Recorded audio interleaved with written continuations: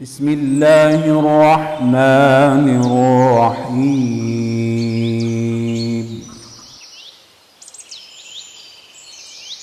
فلولا نفر من كل فرقة منهم طائفة ليتفقهوا في الدين ولينذروا قومهم إذا رجعوا إليهم لعلهم يحذرون.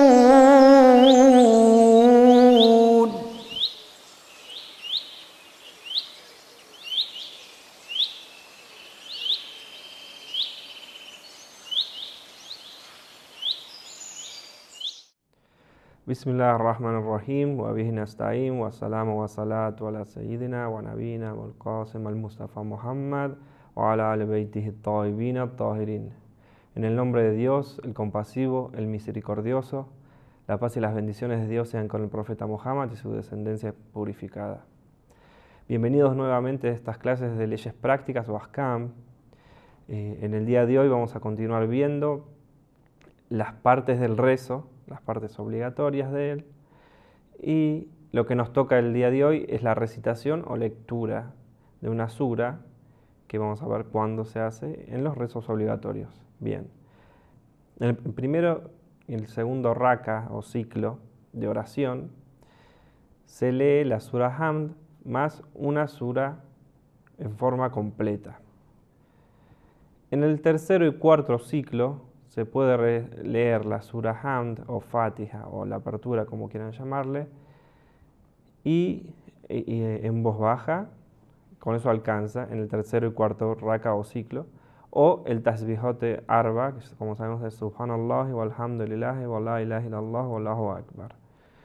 Bien, en el tercero y cuarto raka este tasbihot arba, es decir, los cuatro alabanzas, podemos decir tasbihot arba, según la fatwa de algunos marjas, se puede, con una vez alcanza, otros dicen que hay que decirlo 3 veces. Es decir, Subhanallah walhamdulillah wa la ilaha illallah wallahu akbar, una vez alcanzó, o decir 3 veces las mismas 4 dhikr o frases, digamos. Bien, si una persona está rezando y además del hamd, en los primeros 2 ciclos, reza alguna de las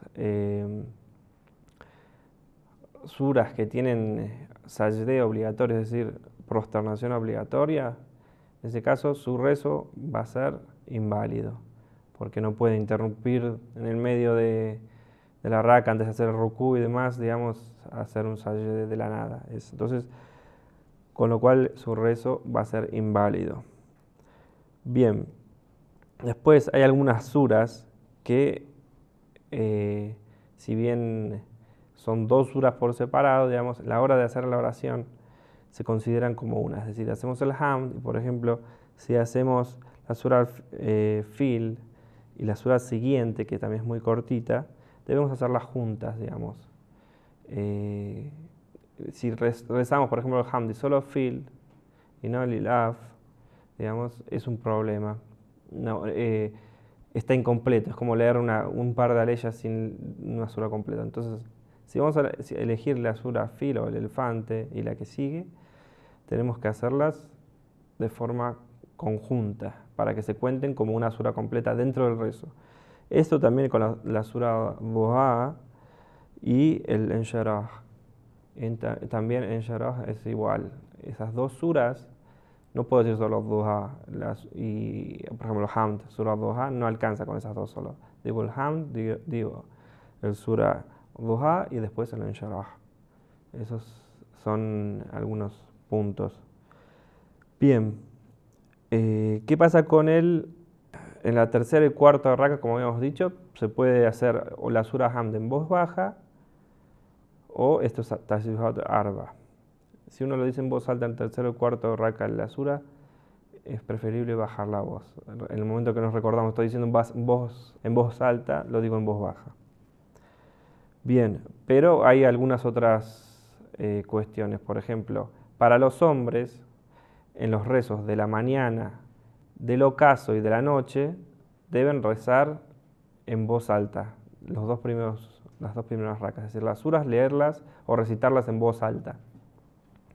En el rezo de la tarde y del mediodía y de la tarde, las debe leer en voz baja. Eso para los hombres. En el caso de las mujeres, el de la tarde y el del mediodía también la debe leer en voz baja, pero el de la mañana y el de la tarde y de la noche, si tiene algún desconocido cerca o no mahram, lo debe hacer en voz baja, de forma tal que en el momento de recitar la sura no escuche el sonido de su voz. Pero si está en su casa con su marido, hijos, demás, gente que es mahram, no hay problema y es preferible incluso que lo haga en voz alta. El rezo de la mañana, el de la tarde y el de la noche. Bien, esa es para la diferencia entre hombres y mujeres. Bueno, ¿qué pasa si estamos leyendo, por ejemplo, estamos haciendo el rezo del mediodía, que debemos hacerlo en voz baja, y lo estamos haciendo en voz alta? Ahora bien, si lo hacemos en voz alta a propósito, nuestro rezo va a ser inválido. Es decir, tenemos que volver a rezar. Si lo hacemos por olvido, no hay problema. Podemos, o sea, por ejemplo, pasó las dos suras, las leímos las dos y nos dimos cuenta que lo dije en voz alta. En ese caso no hay problema. Si estamos en el medio de la sura, estaba leyendo en voz baja, por ejemplo, en el momento que me doy cuenta debo empezar a leer en voz, en el caso del mediodía, si estaba leyendo en voz alta, debo hacerlo en voz baja. Y terminar la sura de ese modo. No es necesario volver a empezar y hacer la sura de vuelta. No, con el momento que nos damos cuenta, uy, estoy haciendo en voz alta, por ejemplo, no, en voz baja. Y viceversa, digamos. Allahumma inni as'aluka min kalimatika bi atammiha wa kullu kalimatika tamma. Allahumma inni as'aluka bi kalimatika kulliha. Bien.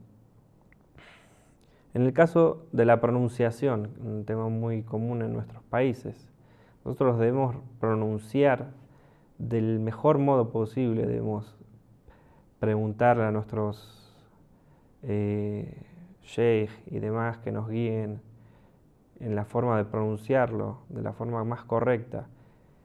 Y en la medida que nosotros nos esforcemos y vemos que tenemos ciertas limitaciones, es decir, no hay posibilidad de que pronunciemos determinadas letras, se nos va a aceptar. Es muy famoso una tradición del profeta que decía que la sin de Bilal era una shin, es decir, él no podía pronunciar la shin. Por ejemplo, en el caso del testimonio decía asashadu o asadu, no podía pronunciar la shin. Entonces, pero el profeta, porque él era extranjero, digamos, no era árabe, entonces se le aceptaba el rezo de todos modos. Con lo cual, si es imposible para nosotros pronunciar determinadas letras, nuestro rezo va a ser aceptado, aunque según la fatwa de algunos marjas, es preferible que hagamos siempre que podamos el rezo de forma comunitaria, es decir, que haya otra persona, un imam, al que sigamos, digamos, siempre que nos sea posible, por supuesto. No se puede parar en el medio de una sura, digamos, por ejemplo, entre aleyas. Esto es un error muy común. La persona está leyendo una sura y dice Bismillahirrahmanirrahim, Alhamdulillahi Rabbil Alamin. En ese caso estaría correcto. La pausa que hay entre Bismillahirrahmanirrahim, la última letra del Bismillahirrahmanirrahim estaría con sukun, ¿bien? Eso es correcto si no va a hacer la próxima aleya de forma continuada, o sea, conectada. Por ejemplo, si yo digo Bismillahirrahmanirrahim, Alhamdulillahi Rabbil Alamin, eso no es correcto. Debería decir Bismillahirrahmanirrahim, Alhamdulillahi Rabbil Alamin. Es decir, parar entre aleyas y que la última vocal, Bismillahirrahmanirrahim, si digo Rahim mi, quiere decir que voy a continuar con la siguiente aleya de forma pegada, digamos, sin parar, sin dar un respiro. Pero si en el caso de que voy a parar, debo no pronunciar esa última vocal, es decir, digo Bismillahirrahmanirrahim, paro, Alhamdulillah Rabbil Alamin. No sé si se entiende esta diferencia, es decir, sabemos que la sura tiene muchas aleyas y que esto depende en que nosotros vamos a hacer esta pausa entre medio o no. Otra cosa, si vamos a hacer la pausa entre medio y así todo pronunciamos la vocal sobre esta mim o m, Bismillahirrahmanirrahim, mi, paro, Alhamdulillah, eso no es correcto. Deberíamos decir, si vamos a parar, lo hacemos sukun, es decir, sin vocal. Pero si vamos a continuar pegados, lo hacemos con la vocal que correspondería. En cualquier sura, yo estoy dando el ejemplo del Fatiha porque es lo más común, digamos. Bien, vamos a ver en algunos casos en los que es correcto hacer una sola sura en las dos primeros rakas, por ejemplo. Digo el hamd y directamente me voy al rukú. ¿Esto cuándo se puede hacer? Por ejemplo, cuando tenemos muy poco tiempo, nos acaba el tiempo para hacer la oración en su tiempo correcto. Lo mismo pasa con el tasbihut arba, lo podemos decir una sola vez si queremos, en el caso de que nos quede poco tiempo.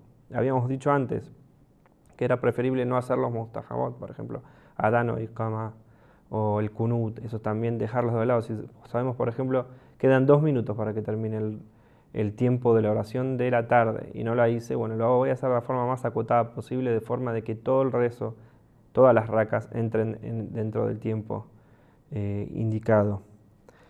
Bien,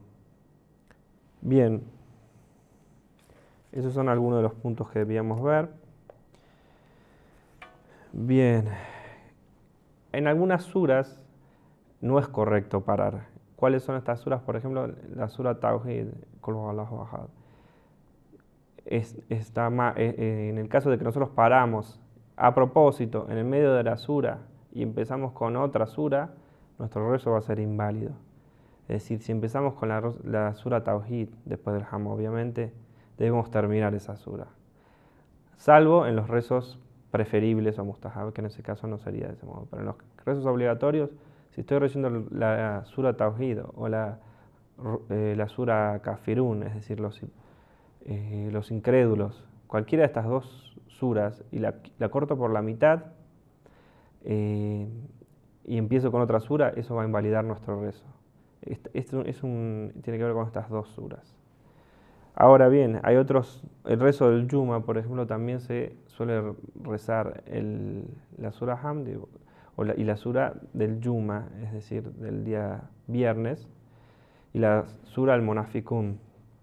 En el caso de que nosotros paremos en el medio, son suras un poco más largas de lo común, y en el caso que paremos porque hubo un olvido o no lo sepamos y empecemos, por ejemplo, para cortar el rezo y obviamente no agobiar a las personas que nos están siguiendo, o incluso estando solos, ¿no? Porque por ahí estamos solos y queremos rezar y no hay forma de que recordamos el resto de las aleyas, se puede parar y hacer otra sura, ¿no? Pero siempre es preferible, como decíamos antes, terminar con las suras, sea la que sea. Ahora, si es una sura común, si hicimos menos de la mitad, podemos volver a empezar otra sura, la que sea, digamos. Empezamos a rezar, hicimos 2 aleyas y nos dimos cuenta, oye, esta no la sé entera, o sea, o no hay forma que me venga a la memoria. En ese caso, deberíamos abandonar esa sura y hacer una que recordamos. Ahora, si ya pasamos la mitad de esa sura, hicimos ya una sura de 20 aleyas, hicimos 11, 12, deberíamos o terminarla o después de 2 rakas terminar el rezo y volver a rezar, porque estaríamos invalidando nuestro rezo. Bien. Hay algunos ejemplos, habíamos dicho antes el caso de la pronunciación. Bueno, hay un par de letras que son específicamente problemáticas, sobre todo para nosotros los no árabes, digamos, que es, por ejemplo, la do, bo y do, Bueno, eso hay distintas, digamos, especialistas en tajwid o lectura de Corán que van a decir hay que poner la lengua en los dientes, en la parte de adelante de los dientes. Otros van a decir que la lengua hay que ponerla de costado sobre, digamos, casi los molares y pronunciar de ese modo. Bueno, hay distintas opiniones y cada uno tiene una interpretación diferente y algunas son con más fundamento, otras son con menos fundamento. Está bien esforzarse por querer pronunciarlo del mejor modo, pero nuestro, digamos, criterio para considerarlo correcto o no es lo que se considera correcto entre la gente de lengua árabe. Es decir, si yo voy a decir volín y volemin, son vo y do. Si voy a decir volín y volemin, tenemos dos, la do y la do. Son dos tipos de pronunciaciones y dos letras, digamos, diferentes. Entonces, en la medida que nos esforzamos y que podamos pronunciarlo, puede ser que obviamente haya gente que yo no soy árabe y encuentre problemas en pronunciación, pero en la medida de lo posible debemos esforzarnos por pronunciar del modo correcto. Y bueno, vamos a terminar por esta clase de hoy y continuaremos en la próxima. Assalamu alaikum wa rahmatullahi wa barakatuh. Allahumma salli ala Muhammad wa ala Muhammad. ربنا يا ربنا يا ربنا يا ربنا واغفر لنا وارحمنا يا ربنا ربنا يا ربنا يا ربنا واغفر لنا وارحمنا يا ربنا يا ربنا ربنا يا ربنا يا ربنا واغفر لنا وارحمنا يا ربنا ربنا يا ربنا يا ربنا يا ربنا